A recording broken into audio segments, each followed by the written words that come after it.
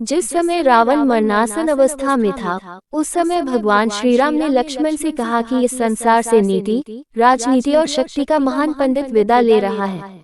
तुम उसके पास जाओ और उससे जीवन की कुछ ऐसी शिक्षा ले लो जो और कोई नहीं दे सकता।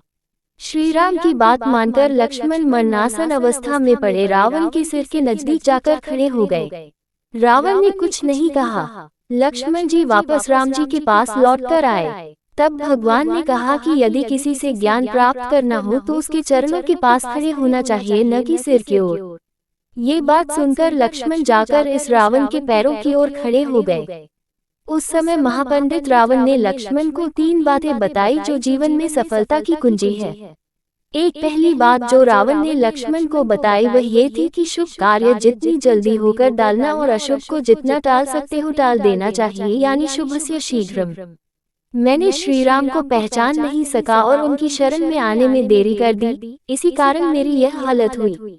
दूसरी बात ये कि अपने प्रतिद्वंद्वी, अपने शत्रु को कभी अपने से छोटा नहीं समझना चाहिए। मैं ये भूल कर गया।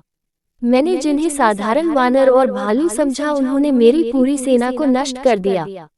मैंने जब ब्रह्मा जी से अमरता का वरदान मांगा था तब मनुष्य और वानर के अतिरिक्त कोई मेरा वध न कर सके ऐसा कहा था, क्योंकि मैं मनुष्य और वानर को तुच्छ समझता था। मेरी गलती हुई। 3 रावण ने लक्ष्मण को तीसरी और अंतिम बात ये बताई कि अपने जीवन का कोई राज हो तो उसे किसी को भी नहीं बताना चाहिए। यहाँ भी मैं चूक गया क्योंकि विभीषण मेरी मृत्यु का राज जानता था। ये मेरे जीवन की सबसे बड़ी गलती थी।